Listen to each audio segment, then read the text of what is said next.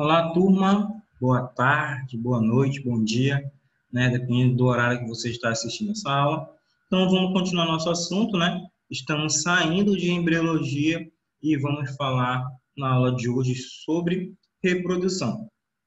Amanhã, turma, se a internet estiver funcionando bem, amanhã, né, terça-feira, se a internet estiver funcionando bem, a gente faz pelo Zoom, né? Se não tiver, eu aviso lá e eu posto uma aula, tá? Eu já tenho uma aula gravada, aí qualquer coisa eu posto ela, caso a internet não pegue, né?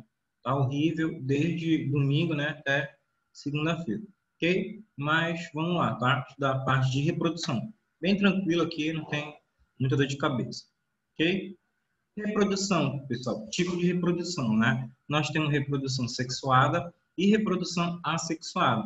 A reprodução assexuada é aquela, né, que ocorre apenas com o indivíduo, tá? Basta ter um só, né? Você não precisa ter outro parceiro sexual para reproduzir isso, né? Então, a reprodução sexuada, apenas um indivíduo. E, pessoal, na formação aqui dos indivíduos, né, na reprodução sexuada, ela pode ocorrer, ó, por mitoses sucessivas. Por que mitose? Porque na mitose ela origina, né? Ela é uma divisão equacional, né? Então ela mantém as mesmas características, os mesmos genes, né? Os mesmos DNA. Ela gera um clone, tá? Originando a mitose sucessiva, originando seres geneticamente idênticos, né? Os famosos clones. Então, a reprodução sexuada, ela vai gerar um clone, né? Por exemplo, um brotamento, né? De uma esponja, do Bob Esponja lá, por exemplo. Ele faz com que haja um prolongamento no corpo dele.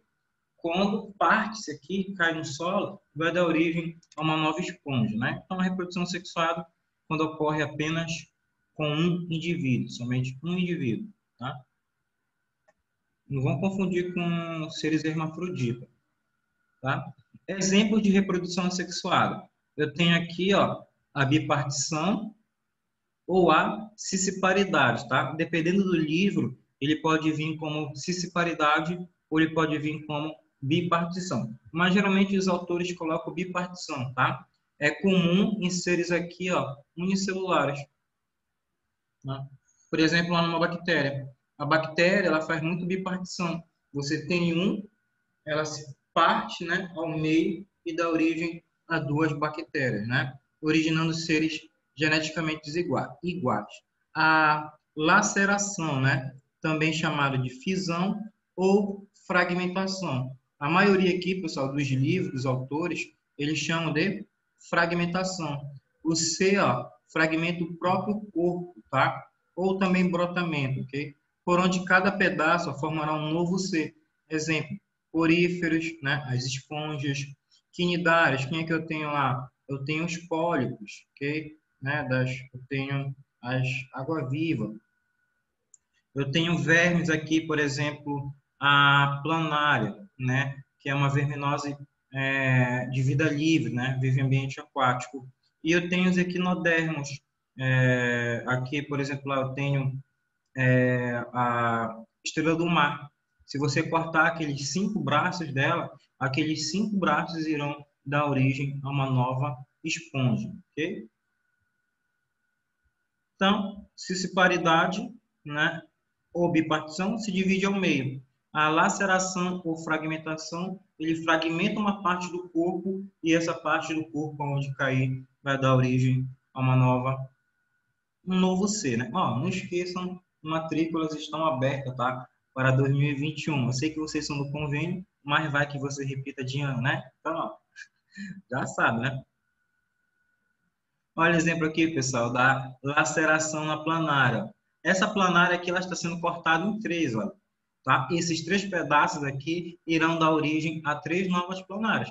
Ah, professor, como é que eu mato ela? Tocando fogo. Né? Tocar fogo que você consegue matá-la. Mas, se você pegar e cortar em vários pedacinhos, você vai verificar que novas planárias lá irão originar. Então, só onde é que eu encontro essas planárias?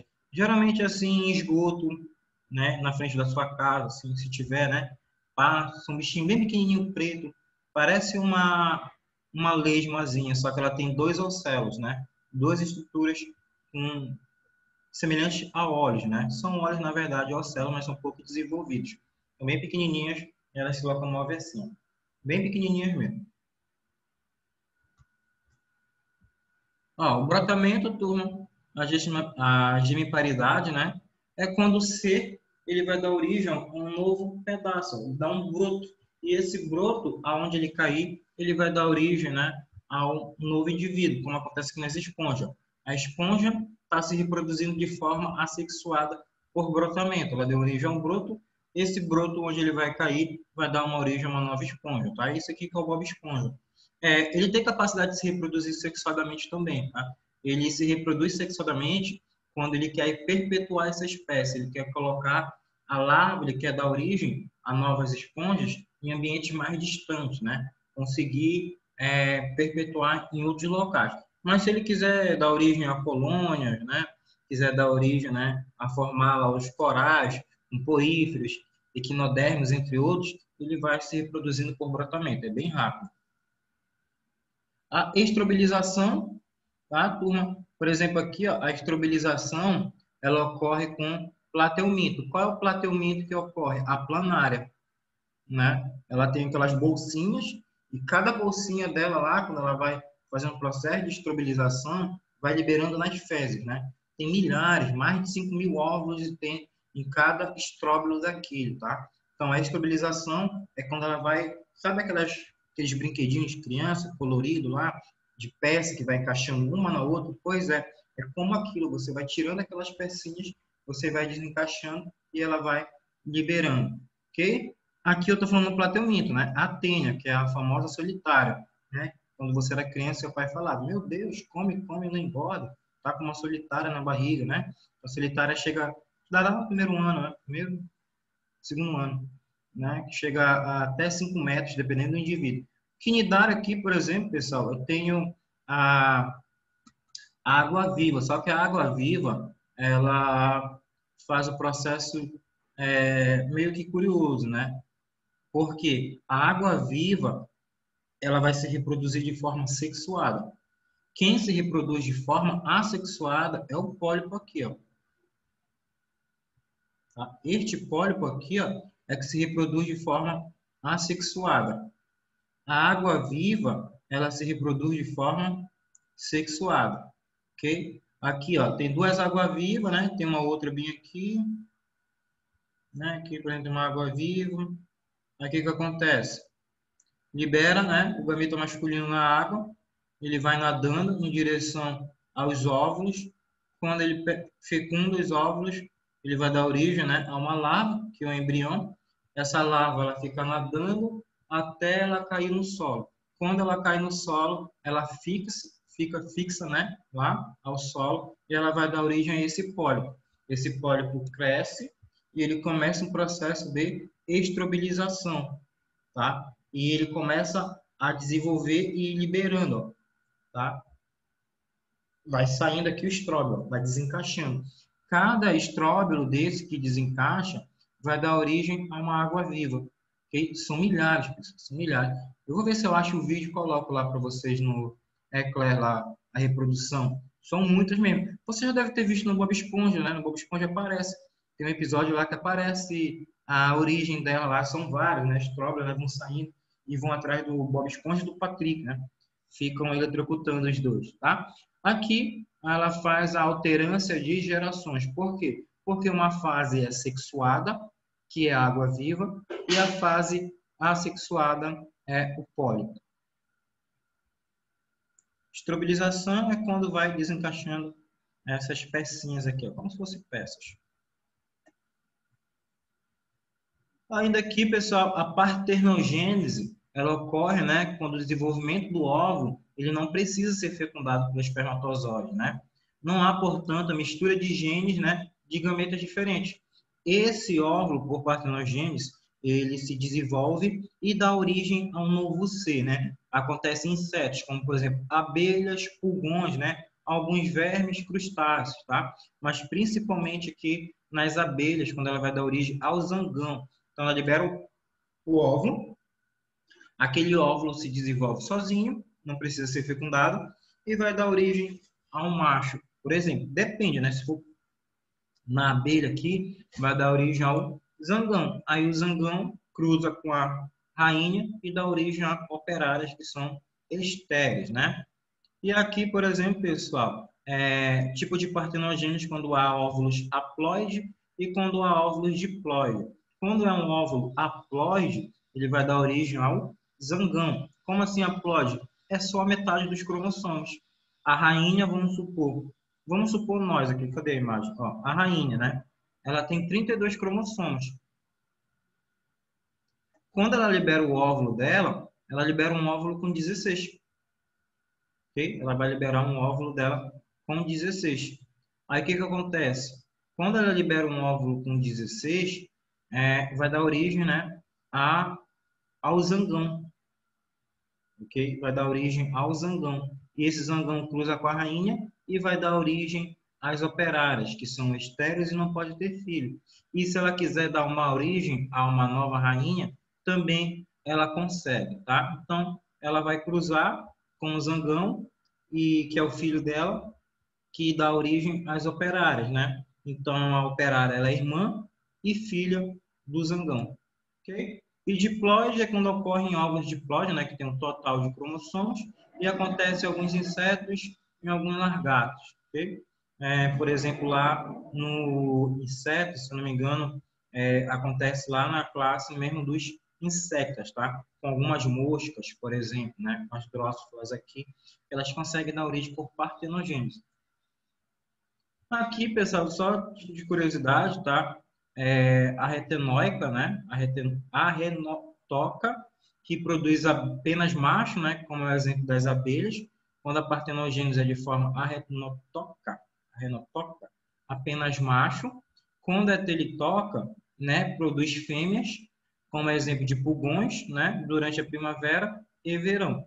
Deuterotoca é quando produz machos e fêmeas, só que ocorre no verão, ok? Então, você tem uma diferença lá na época das estações do ano, quando esses tipos de insetos forem se reproduzir de forma partenogênica, ok? Ela libera um óvulo, esse óvulo se desenvolve sozinho, que dá origem ao macho, né? Se for nas abelhas, ele cruza com a rainha, que dá origem à operária. A operária é estéril e a função dela é pegar um néctar para produzir o mel real, para a abelha e para alimentar aquelas larvas, né, que vão dar origem às operárias. O que acontece com o zangão? Morre, né? A função dele é procriar. Só isso para que ele serve, né? Reprodução sexuada, aqui você precisa, né, ter dois indivíduos. Por quê? Precisa ocorrer a troca do material genético, né? Aqui que acontece lá o crossover, né? Que vocês viram lá na meiose 1, na prófase, né? Lá no diplóteno, né? Que ocorre lá o quiasma, né? O cruzamento dos cromossomos, a troca de material genético, né? A crossover, a variabilidade genética. É caracterizada, ó, pela troca de material genético entre indivíduos, né, através da função gamética, né? Células haploides vão dar origem a uma célula diploide.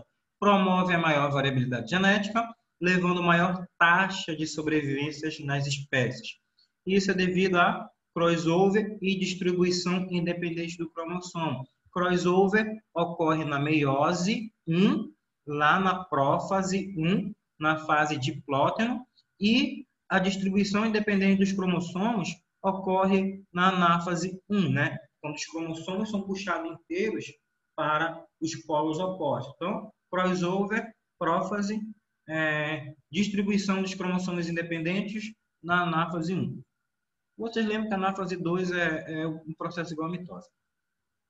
Gametas, pessoal. Há gametas, né, de forma isogâmica, né? Isogamia, que são tamanhos e formas semelhantes, e tem tamanhos e formas diferentes, né? É por isso que, às vezes, pessoal, que não há compatibilidade genética, né? Por exemplo, lá, um aluno perguntou uma vez no 7º ano para mim, tio, eu estava falando sobre reprodução também, tem como uma mulher e um cavalo, ele perguntou isso, uma mulher e um cavalo ter filho? Eu falei, não tem como, né? Acho que ele está vendo aqueles vídeos lá de zoofilia, né? Aquela loucura lá, só doente.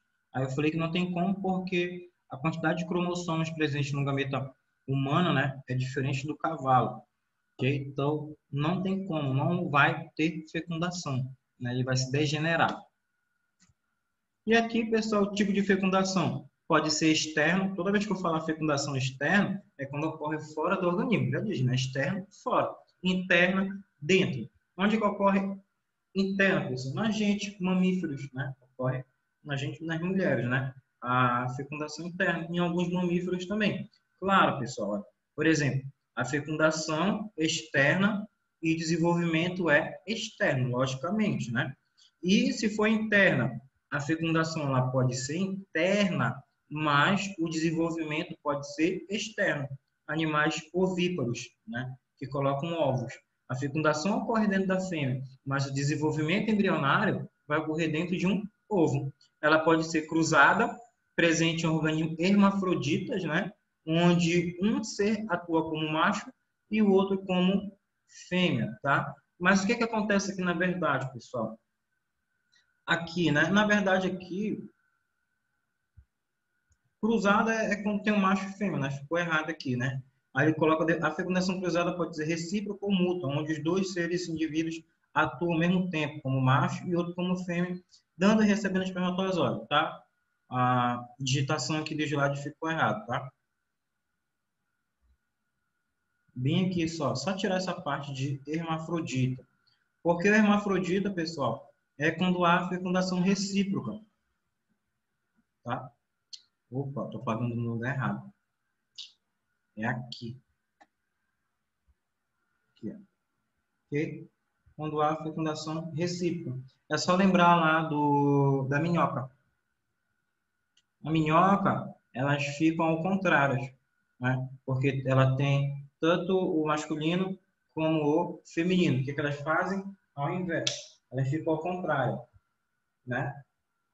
Elas fazem ao contrário. Esta aqui fecunda essa e essa aqui fecunda esta. Então, a fecundação cruzada, tá? Elas fazem, ambas fazem, né, a fecundação uma na outra. É aquele número lá, né? O pessoal fala, ok?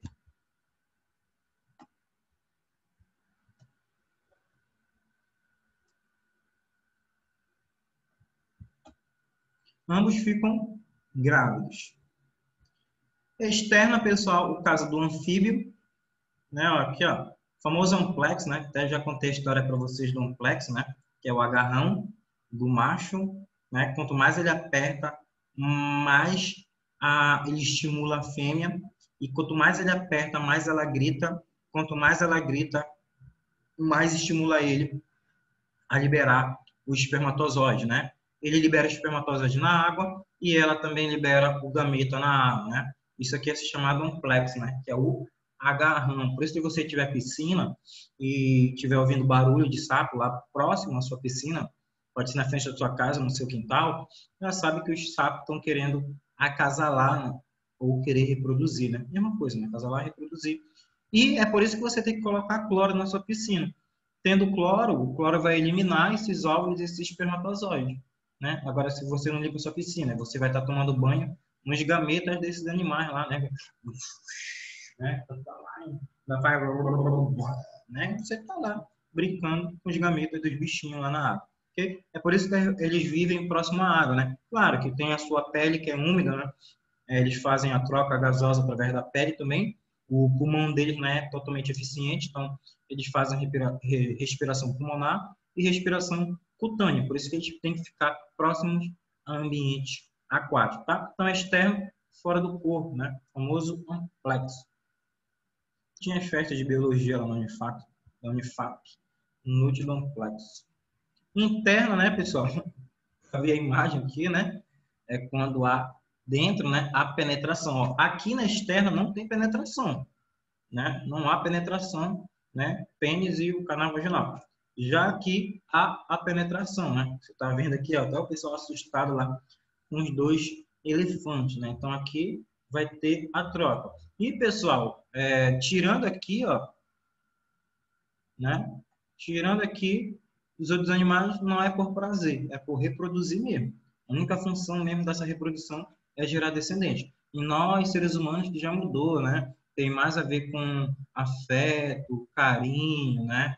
Tudo mais, do que reprodução mesmo, né? Os animais não. É reproduzir. Você pode ver gato lá, morde aqui, o galo, o leão também, eles brigam lá, e é rapidinho, né? Penetrou, ejaculou, tirou. Pronto. O ser humano não, que tem que conquistar, tem que ter carinho, tem que ter afetividade, né? Nem é tanto para reproduzir, né? Os outros animais, sim, né? É reproduzir e fazer com que essa espécie não soma, perpetuá-la, né? Dar origem ainda a continuar, né, existindo. E essa fecundação aqui, né, a interna, ficou meio poluída aqui, tá? Mas elas são de vários tipos, pessoal. O desenvolvimento, né? Ele pode ser ovíparo, ovovivíparo ou vivíparo. Ovíparo, pessoal, é quando coloca ovo, né? A fecundação é externa, mas o ser vivo ele coloca um ovo e o embrião se desenvolve fora do corpo. Ele se desenvolve no ambiente. Claro que a mãe tem que estar lá, né, chocando, tem que estar protegendo. Caso ela não fique lá chocando, ela o enterra, né, para manter uma temperatura agradável, né, e que favoreça esse desenvolvimento desse animal. E tem reserva nutritiva, né, que é o vitelo. O vitelo ele vai manter esse animal nutrido lá dentro, né? E quanto mais ele vai crescendo, menor vai ficando a quantidade de vitelo, aí eclode e ele nasce, né? Quais são os tipos de animais, por exemplo, que colocam ovos, né? Você tem vertebrados e tem invertebrados. Você tem aves, insetos, répteis, mamíferos monotremados, você tem aqui a equidna e o Perry, né? Lá do Phineas e Ferb, né? O ornitorrinco, né? E o ornitorrinco ele não tem glândulas mamárias, ele é todo esquisito, ele é mistura de ave, ele é mistura de mamífero com réptil, ele é bem estranho, né? Esse animal. E como é que ele amamenta? Ele libera o leite através do seu corpo e o filhote começa a lambê-lo. Tá? É assim que ele vai conseguir alimentá-lo. Ainda aqui, pessoal, ovovivíparo, como é que ocorre aqui nos ovovivíparos? O animal, ele retém o ovo dentro do corpo até a sua eclosão. Eclodiu, né? Os filhotes vão se alimentar daquela reserva que está presente no ovo, mas quando eclode, um exemplo é do tubarão, né? Por exemplo, ele está dentro do ovo, mas ele está dentro da mãe. O ovo está sendo a sua gestação está sendo aqui dentro da mãe, mas dentro do ovo, dentro do tubarão. Aí o que ocorre aqui? Ela tem 10 filhotes. Desses 10 filhotes, os 10 vão nascer. Só que, pessoal, não tem mais o vitelo para alimentá-los dentro do ovo. Eles já nasceram. E não tem cordão umbilical, não tem placenta. Como é que eles vão se alimentar?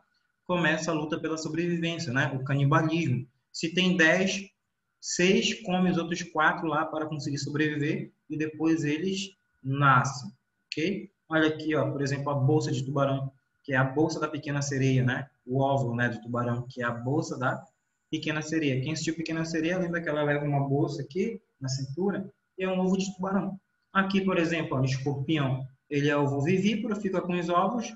Quando o filhote eclode dentro dele, ele começa a liberar e começa a nascer os filhotinhos. E esses filhotes não estão totalmente desenvolvidos, totalmente maduros. Aqui o que acontece? Eles se desenvolvem e ficam aqui na costa sendo protegidos. Eu lembro uma vez que eu estava no interior, à noite, né, o pessoal lá jogando uma parte baixa do rio, lá jogando queimada, né? Aí a bola caiu perto de uns galhos lá, e quando eu fui pegar lá, eu lembro certinho quando eu peguei, e eu vi lá de areninha correndo para um lado e para o outro, aí eu vi a mãe, né, que era maiorzinha, e também ela se escondeu. Ela estava com os filhotes tudo na costa, e como a bola pegou lá próximo, né, assustou, eles começaram a se espalhar. Então, ovo vivíparo, o ovo fica retido até eclodir. Eclodiu, os filhotes começam a serem liberados. E vivíparos, que é o nosso caso, o desenvolvimento, né, ele é totalmente interno, ok? Ele fica ligado à mãe para que passe os nutrientes, né? E os nutrientes, né, ocorrem por meio de troca fisiológica entre a mãe e o feto, né? Não existe caso, né, isolando em ovo, né? Como regra, o desenvolvimento embrionário se completa dentro do corpo materno e o indivíduo já sai formado, né? Aqui, ó, bonitinho lá, todo, né, dentro do líquido amniótico, né, sendo protegido por esse líquido amniótico, ligado ao cordão umbilical, onde, né, ocorre a troca de gasosas também, né, principalmente a passagem de oxigênio e também de nutriente para esse feto. Vantagens e desvantagens da reprodução sexuada e assexuada. Quais são as desvantagens da reprodução assexuada? As desvantagens, turma, as vantagens, desculpa, é que gera clones, tá? É bem mais rápido. Todos podem originar descendentes, rápida reprodução, né, de descendentes com baixo, né, dispêndio, você não tem gasto de energia. Pensa lá aqui na sexuada, ó, gasta muita energia. Pensa lá um elefante, que são 22 meses. Né? Pensa lá, 22 meses para parir um único filho, que gasta-se muita energia. A mulher já sofre, né, para ficar lá 9 meses grávida, né? Então, gasta-se muita energia. Então, aqui na sexuada não tem gasto de energia, porque é rápido, né? E a formação de colônias a partir de um único ser. Agora, qual é a desvantagem? Não tem variabilidade genética, difícil adaptação à alteração do ambiente. Caso aquele ambiente mude, aquele animal não consiga sobreviver, porque ele não tem características para se adaptar àquele novo local, tá? E não favorece a evolução das espécies, né? Então, se ela não tem genes, não teve a mistura, não teve variabilidade genética, ela é um clone, ela é igual, ela não vai conseguir se adaptar, ela não vai conseguir, né, sobreviver às mudanças ambientais que irão ocorrer. Reprodução sexuada. Quais são as vantagens? Maior variabilidade genética, né, porque ocorre o crossover, ocorre a mistura dos genes.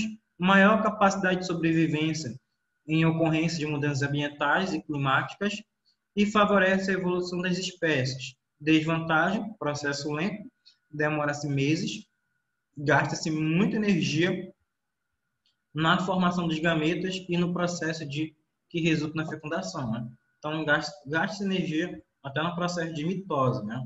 Lá na intérfase, mitose e meiose. Então, você pode observar que tem vantagem e tem desvantagem, né? Na forma de reprodução. Beleza? Só vou mostrar aqui para vocês, né? De novo, a gente já estudou na embriologia. Aqui, ó, um bebezinho, né? Dentro, né? Da mãe, né? Lá presente no útero, se desenvolvendo lá no cordão umbilical, no líquido amniótico, cordão umbilical, placenta, córeo, âmnio, né?